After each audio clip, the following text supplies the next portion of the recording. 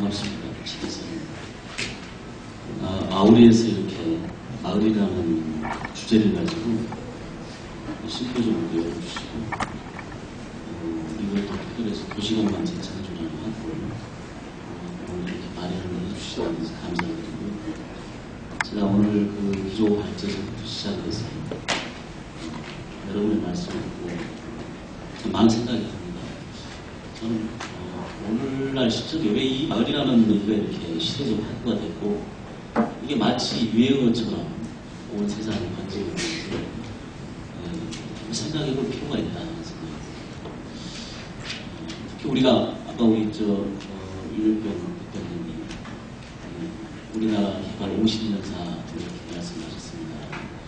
60년대부터 따지면 50년 좀 넘어갔죠. 끊임없는 성장과 개발과 확장 속에서 거의 실패한 프로젝트가 없습니다, 사실.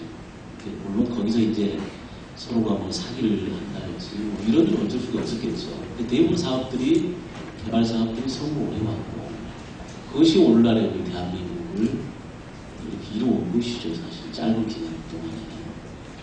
그래서 좀 있으면 6.25가 닥치고, 외국 사람들이 몇십 년 만에 와서 정말 놀라는 것들이 한국이 이렇게 짧은 시간에 압축 성장을 해온 비결이 뭐냐라는 거였지 않습니까?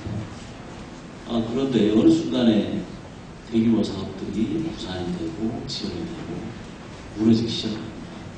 대부분 국민들이 이제 깜짝 놀라는 거죠. 왜 갑자기 이런 현상들이 일어나느냐. 여기에 대한 우리 성찰에 대한 필요가 있고, 뭐 많은 전문가분들 진단을 내렸듯이 이제는 우리나라가 예전처럼 불성장의 시대는 끝났고 이제 저성장 시대, 성숙 시대, 또 산업과 인구구조가 변화가 되기 때문에 그런 시대에 접어들었다는 거. 이런 시점에서 우리의 어떤 도시개발, 도시재생의 패러다임을 어떻게 끌고 갈 것이냐 성찰이 필요가 있고요. 또 하나는 현대사회에 접어들어오면서 인간적인 소외 현상이 굉장히 많이 발견되고 있지 않습니까? 인구구조가 변화하면서 가족관계가 해체되고 1인 가구가 늘어나고 사람과의 관계 속에서 자기 삶을 규정짓기보다는 나라는 나 스스로 어떤 작은 자기만의 세계 구축을 하면서 살아가는 현대의 모습을 인터넷이나 이런 것들이 발달하다 보니까 더욱더 그렇게 좁지 되는 거죠. 이런 인간 소외 문제 속에서 우리가 진정한 어떤 우리 공동체를 어떻게 끌고 나갈 거냐 해치는 문제, 또 삶의 의미를 어떻게 찾아나갈 거냐, 이런 어떤 성찰 속에서 마을이라는 얘기입니다. 마을이 예전에 있었지만 사라진 우리 개념들을 어떻게 다시 복원하고 활성하고 발전시켜 나갈 거냐. 저는 우리 시대적인 어떤 성찰들이 더 필요하다는 생각입니다. 저는 이런 유사한 심포지엄이 기존에 상당히 많이 열렸음에도 불구하고 이것들이 더욱더 많이 해야 되고 이건 전 국민에게 공유된 시대를 가치로 가야 된다, 이런 말씀을 드립니다. 왜 제가 이런 말씀을 드리냐면요, 사실 이제 개발 시대는 끝났다고 우리 전문가 사이에는 많은 얘기를 하고 있습니다만 실제 근데 현장에 들어가 보면 우리 국민들, 시민들은 아직 거기에 도달이 안 돼 있죠. 아직도 말 만들기, 주거재생사업, 사업 설명회로 가면 맨 처음 주민들께서 질문하는 것이 그렇지 않습니까? 그래서 우리 집 가치가 얼마나 좋아지는데 이겁니다. 그리고 또 하나는 우리 서울시에서 매년 15개씩 이런 물리적 공간 플러스 사회적, 경제적 재생을 위한 주거환경관리 사업을 시정을 해나가는데 그렇게 전 국민의, 전 시민의 여러 같은 지역 주민의 여러 같은 생활 속에서 지금 이루어지고 있지 않아요. 올해도 15개 지금 신청을 하라고 했는데 최근에 7개밖에 신청을 안 했거든요. 물론 그건 주민 동의를 전제로 합니다. 무조건 세입자나 건축주 포함해서 50% 이상의 동의를 받아오면 이제 프로세스가 시작이 되는 건데 아직도 그렇다는 거죠. 우리가 개발 시대에 장밋빛 환상을 그래서 이제 뛰어나야 되는데 그것이 아직도 전문가 사이 담론으로 붙여서는 안 되겠다. 이것이 전 시민으로 확산이 되고 공감대로 이렇게 공유의 어떤 가치로 나가는 속에서 우리가 마을 만들기라는 사업을 바라보고 시작을 해야 된다. 저는 그렇게 생각합니다.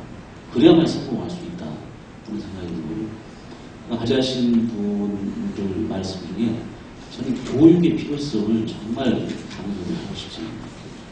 제가 교육이라 그러니까 우리가 예전처럼 어떤 계몽주의적인 그런 교육을 말씀드리는 건 아니고, 얼마 전에 정의란 무엇이가라는 책이 굉장히 좀 유행을 했지 않습니까? 이사의 정의가 뭐냐.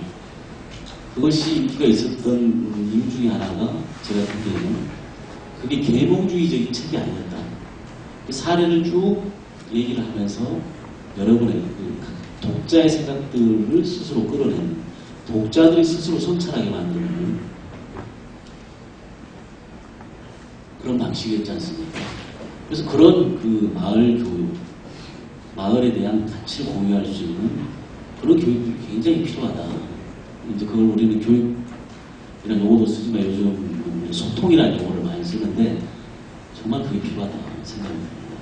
그리고 나서 우리가 마을에 대한 접근을 주민들하고 얘기했을 때 그게 진정한 그 마을 가꾸기, 마을 조성 사업이 되지 않겠느냐는 생각을 요즘 말씀드리고, 제가 이 사업을 추진하면서 몇 가지 좀 말씀드리고 있습니다.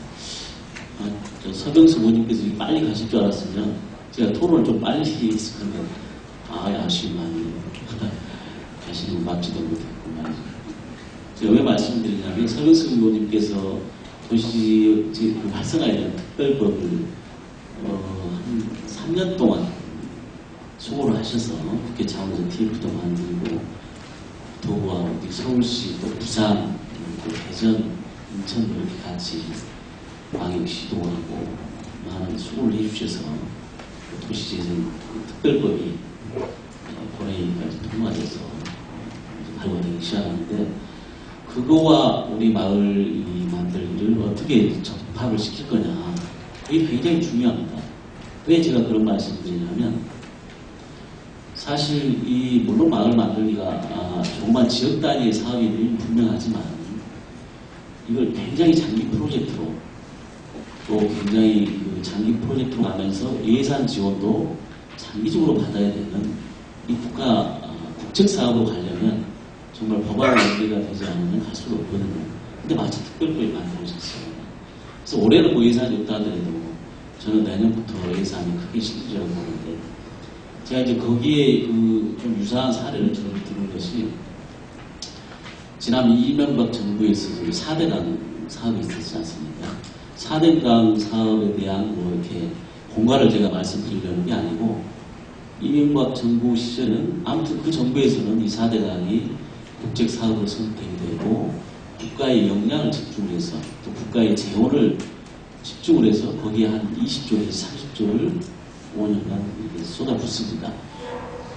그 평가는 이제 우리 국민이 또 역사 속에서 평가를 하시겠지만, 사실은 제 생각, 제 소원은 예전부터 이러한 국가의 행정력과 행정력을 집중을 하고 재원들을 20, 30조가 되든 간에 확보를 해서 한 5년간, 10년간 그걸 지속적으로 쏟아붓고 이렇게 된다면 이 마을 만들기 사업이 굉장히 많은 효과를 거둘 수 있을 것이다. 또 그 속에서 주민들의 생각들도 많이 달라질 것이다 하는 생각 전체가 말씀을 드립니다.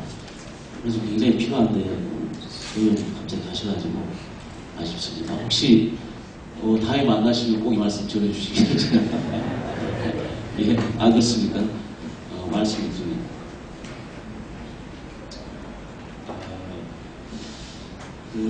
마을 만들기가 시대적 화두가 되면서 여기저기 많이 하고 있는데요. 아까 우리 김세영 교수님 서울시 사례, 부산, 수원, 또 공공사례, 민간사례 여러 가지 사례가 있는데, 저는 이런 다양한 사례들이 실험을 해봐야 되는 겁니다. 다양한 사례들이 정말 다양하게 그 지역 특성에 맞게, 주민의 속성에 맞게 다양하게 해서 각각의 어떤 성공적인 모델을 만들어가는 것이 굉장히 중요하다. 이것이야말로 어떤 하나의 왕도가 있고 뭐 모델이 있고 저는 이것은 아니라고 봐요. 그런 다양한 사례들이 성공을 하면서 필요하면 제도가 만들어지고 필요하면 또 예산들이 계속 지원이 되는 말씀을 드리고 싶고요. 저는 무엇보다도 이 조선 마을 만들기 사업은 주인은 정말 지역 주민인데 이 지역 주민들 어떻게 이렇게 자발적인 지역 일꾼들로 만들어갈 것이냐. 사실 자발적인 일꾼들만 육성이 된다면 그 전문가 공무원 별 필요 없습니다. 그분들이 예산만 지원해 주면 되죠. 근데 그것이 정말 어렵거든요. 그것이 정말 어렵기 때문에 그렇다고 뭐 어느 날 일꾼 만들어지고 그 다음에 뭐 마을 만들고 이런 건 아닌 것 같아요. 마을 만드는 과정 속에서 그런 일꾼들, 훌륭한 일꾼들이 만들어가지는 건데 저는 김세영 교수님 그 사례 발표에서 제가 눈여겨봤는데요. 우리 지역에 주로 여유가 많고 역량이 있으신 분들이 노인계층입니다. 노인계층이 학식도 굉장히 많고 어떤 또 동네에서 나름대로 어떤 사회적 위상도 있으시고 저는 이분들을 정말 지역 일꾼으로 키워가는 거 하나. 또 한 축에서는 우리 대학 교육 프로그램들을 좀 교수님들 만나 뵐 때마다 말씀드리는데 좀 바꿨으면 좋겠어요. 건축가가 됐든 도시계획가가 됐든 이제는 건축가는 건축계획 중심, 도시 쪽은 부동산하고 도시계획 어떤 이런 물리적 계획 중심인데 이 마을 개념을 포괄하는 이런 프로그램들이 좀 있어서 학생 시절 때부터 이것들을 접하고 예비 시작관들로 육성이 되는 그런 프로그램들이 좀 있었으면 좋겠다 이런 말씀을 드리고 싶습니다. 제가 아까 앞에서 이제 토론자들께서 몇 가지 공공 쪽에 말씀하신 사항을 말씀드리고 있습니다. 우리 윤길 대표님께서 저로서는 공무원 선배이실 때 몇 가지 좀 말씀해 주셨습니다. 공공이 너무 목표 중심적이 아니고 과정 중심적이었으면 좋겠다. 실적 유지보다 과정 속에서 얼마나 성과를 얻어가느냐 이것이 중요했으면 좋겠다. 이런 말씀을 해주셨는데 저는 뭐 정말 그렇게 해야 된다고 봅니다. 근데 그렇게 해야 된다고 보는데 저는 이것이 어느 날 공공 혼자 바뀌어질 수는 없는 것 같아요. 사회 전반적인 분위기가 그렇게 가면 당연히 바뀌어집니다. 근데 사회 전반적으로 많은 실적들을 원하고 또 목표 중심적으로 가면 또 공직에 있는 또 특히 우리 선출직에 있는 자치된 장이 바뀌어질 수가 없는 것 같습니다. 그래서 이런 것도 같이 좀 해나갔으면 좋겠다는 생각이 들고 마을 만들기 사업은 아무래도 대규모 개발 사업하고 틀리기 때문에 이게 정말 캐시트보다도 슬로우 시티 어떤 과정들이 돼야 된다. 전적으로 보여주고 예산을 적게 장기간 쓸 수 있는 프로세스가 중요하다. 아마 그렇게 될 것 같습니다. 이제까지는 이렇게 단차적으로 가는데 이게 어느 정도 정착이 되면 저는 그렇게 하려고 하고요. 공공이 조정자, 촉진자 역할로 전적으로 보는 그 다음에 승진에 너무 연연해 오는 사람은 이 사업을 안 했으면 좋겠다. 제가 승진에 연연해 오지 않습니다. 예, 맞습니다. 이게 너무 노심초사해서 뭔가 막 흔들어뜨려야 된다. 라는 생각을 가지고 있으면 굉장히 초조해지기 마련이죠. 요즘 뭐 초조해진다고 또 되는 일도 없더라고요. 되는 일도 없습니다. 승진에 연연하지 않고 잘 들어가고 저는 아우리도 이게 도시설계학회에서 이런 자리도 마련해 주시고 있는데 저는 아우리 같은 연구소에서 특히 각 지방이든 어디든 굉장히 여러 가지 사례가 있지 않습니까? 저는 좀 아주 디테일한 모니터링을 해봤으면 좋겠어요. 되게 우리의 이제까지 연구들을 보면 그냥 박스 쳐가지고 비교 연구해가지고 어디는 어떻게 하고 어디는 어떻게 하고 이런 것들이 많았는데 물론 그런 것도 필요할 수도 있을 겁니다. 근데 요즘 뭐 여기 계신 분들 특히 다 전문가들이실 거예요. 어지간한 거 이제 다 알고 있거든요. 정말 구체적인 아주 디테일한 사례 또 그걸 하는 과정 속에서 저는 그래서 김서일 교수님 아까 그 발표를 좀 유심히 났습니다. 오히려 쌈 한번 붙여봤다가 조작했다가 왔다가 뭐 이런 과정 속에서 이제 지역인 분들이 양성이 되고 리더들이 육성이 되는 것들을 보면서 그러한 모니터링과 그러한 사례 연구들이 좀 필요하다. 말씀을 제가 드리는데 부처 간에 한마디 늘 반성을 하고 있습니다.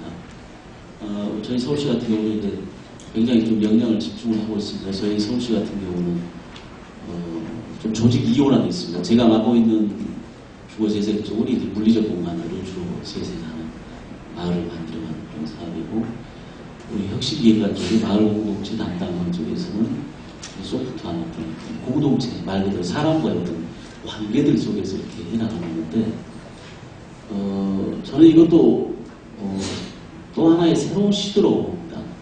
이걸 사실 합쳐야 되느냐 분리해야 되느냐 내부적인 얘기도 좀 많았었는데 결국은 따로따로 가고 있는데요. 따로따로 가면서 계속 서로가 유기적인 오버랩을 해가고 있는데 저는 이것도 정말 괜찮은 사례다. 이걸 꼭 비판적으로 부정적으로만 볼 것이 아니고 오히려 따로 떨어져 가보니까 할 수 있는 것들이 오히려 많습니다. 예를 들어 소프트하게 갈 수 있는 것들은 마을을 뭐 100개, 200개 이렇게 막 생산해낼 수가 있죠. 그러면서 그 안에서 공동체를 꾸려나가는 것들. 근데 물리적 공간 속에서 그렇게 해나갈 수가 없습니다. 그러면서 그 마을의 그 리더들도 서로가 육성을 해나가고 서로가 공유하고 이러는 시도부터 굉장히 좀 필요하지 않겠느냐 그런 생각입니다. 아무튼 이렇게 여러 전문가 또 학회 또 연구소 또 이 많은 오늘 참여해 주신 전문가 여러분 감사합니다. 아무튼 서울시 열심히 해보겠습니다. 고맙습니다.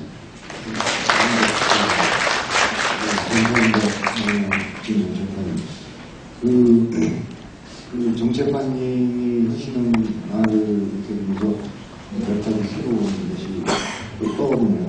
이때까지는 학문적으로 얘기하고 마을에는 다 좋다고 생각하는데 마을은 아무래도 아기자기한 좀 분위기하고 구수한 냄새가 나는 것 같아요. 그 마을이 제대로 되면은 아무나 추억이 좀 있어야 될 것 같고요. 거기에 사는 사람들이 자부심이 굉장히 많아야 될 것 같고요. 이웃 사촌 같은 협동심 이런 것들이 있으면은 좋은 마을이 될 것 같은데 들으면서 하나 이제 이렇게 걱정하는 거는 우리가 마을 그리고 시골 같은 경우에는 노인들만 살고 있고 젊은 사람들은 다 나오는데 도시도 그럴까? 근데 북촌 같은 경우는 또 그렇지 않은데 모든 마을이 젊은이들도 같이 포용할 수 있을까 하는 또 요새 우리가 1인 시대가 도래하니까 그러한 것도 좀 같이 봐주면 좋지 않을까 하는 생각이 들었습니다. 하여튼 오늘 토론하신 분들은 그동안 제가 만난 시간을 조금 드려가지고 죄송한데 시선 다 바꾼 것 같고요. 그다음에 이제 그 토론자분들 뭐 말씀하실 게 있으면 말씀 드리겠습니다. 아까 보니까 오성훈 박사님이 시간을 딱 맞추시기 위해서 조절하시는 것 같아요. 우리가 대단한 기관이라는 다시 한번 느끼고 소장님 사인 다 보내시는 것 같아요. 지금 10분 남았거든요. 그러니까 시간이 딱 맞춰서 가는 겁니다. 저하고 이 박사님하고 5분씩 이야기하면 될 것 같은데 그 마을 만들기가 이제 본격화되기 전에 제가 2000년 초반에 그 국토학회하고 국토부하고 도시평가 지표를 한번 만들어서 했었어요. 도시 대상이라는 걸 구상했었죠. 그때 이제 주민참여 부분 지표를 만들고 몇 년간 쭉 시상을 하고 뭐 이런 작업을 했었는데 그때 이제 주민참여가 마을 만들기 실적을 평가하는 것은 아니지만은 대체로 이제 평가 지표들이 지금 마을 만들기에서 강조하는 거랑 유사했었습니다. 근데 한 5, 6년 동안 그 상을 받는 지자체 혹은 점수가 잘 나오는 지자체를 이렇게 보면은 대체로 그 잘 사는 지자체, 예를 들어서 서초구 같은 데가 항상 상위를 기록했거든요. 그 다음에 이제 또 다른 경우는 어디 저기 전라도 어디 또 경상도 어디 저기 조그만 군 단위들 좀 못 사는 결국 시사하는 바는 결국은 주민 참여라든가 마을 만들기나 이런 거는 정체성이 뒷받침이 돼요. 그러니까 주거이동이 상대적으로 적은 곳에서 될 기반이 됐다는 것을 이제 저는 그때 느꼈어요. 그때는 굉장히 2000년대 초반만 해도 우리나라에서 주거이동이 빈번하던 때였고, 근데 이제 어느덧 한 10몇 년 지나서 주거이동 자체가 이제 부동산 세태와 함께 힘들어지고 정체성이 의도하지 않게 방화가 되고 있는 것 같고, 그런 시점에서 이제 마을 만들기가 본격적으로 우리도 할 만한 때가 되지 않았는가, 이제 시작할 때가 되지 않았는가. 그동안은 이제 열심히 관주도로 뭐 주민의식화도 시키고 뭐도 하고 예산도 뽑아놓고 막 그랬지만은 이제는 좀 그 주체가 역전될 때가 되지 않았는가 이런 생각을 해보면서 그 오늘 이 토론회가 앞으로 이제 아까 이상민 박사님이 말씀하신 마을 단위 계획이나 이런 것들을 뒷받침할 수 있는 여건의 시발점이 됐으면 하는 바람입니다. 고맙습니다. 질문 쓰세요.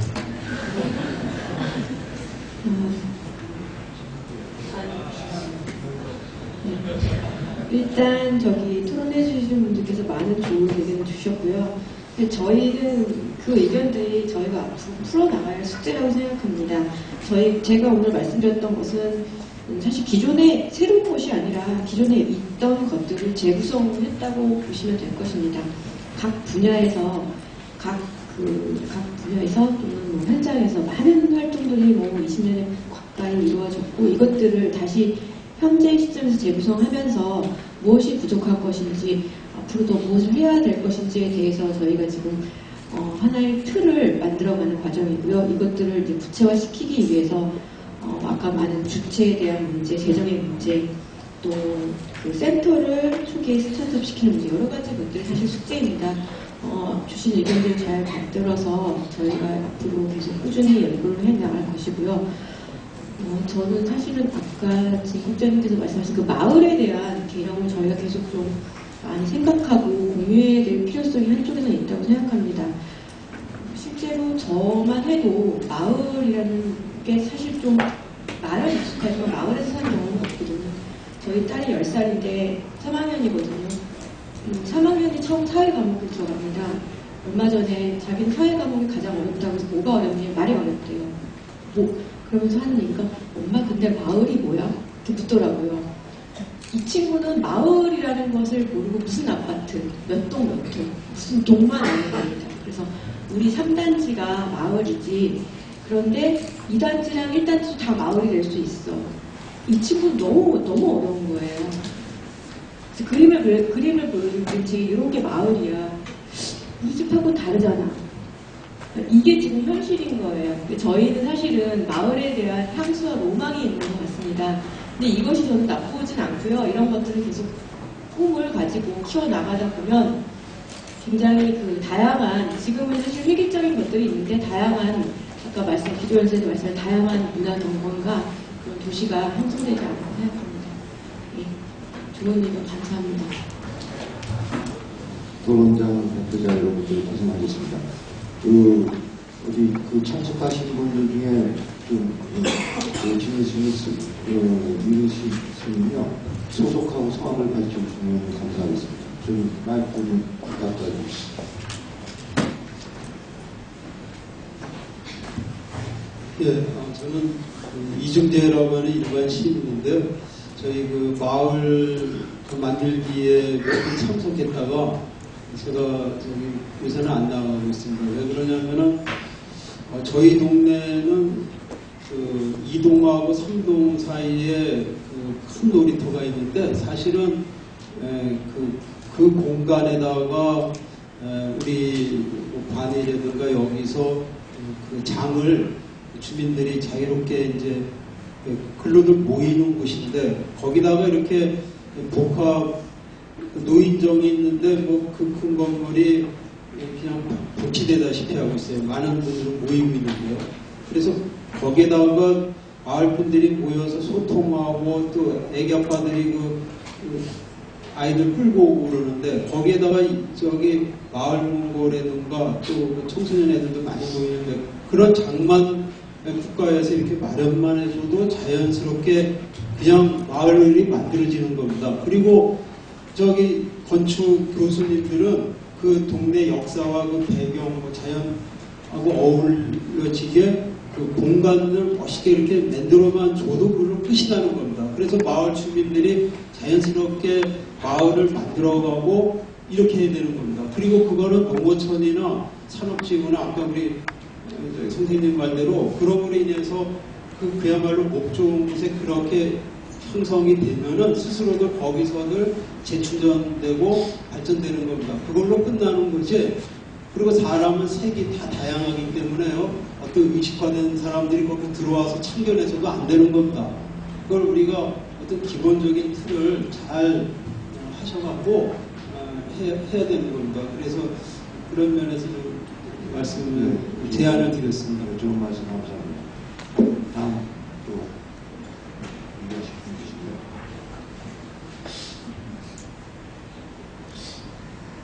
시간을 딱 맞춰주시려고 감사합니다. 저기 말씀하신 거는 이제 우리가 또 민간도 많이 참여해서 그런 장소를 좀 만들고 하면 좋지 않을까 생각하고요. 다만 오늘 이 자리를 마련하시는 재성 원장님한테 다시 한번 감사드리고 저희 토론은 이것을 마치겠습니다. 감사합니다. 감사합니다. 마무리를 해야 되는데 마무리하기 전에 한 가지 공지사항이 있습니다. 오늘 많은 분들이 참석을 해주셔서 자료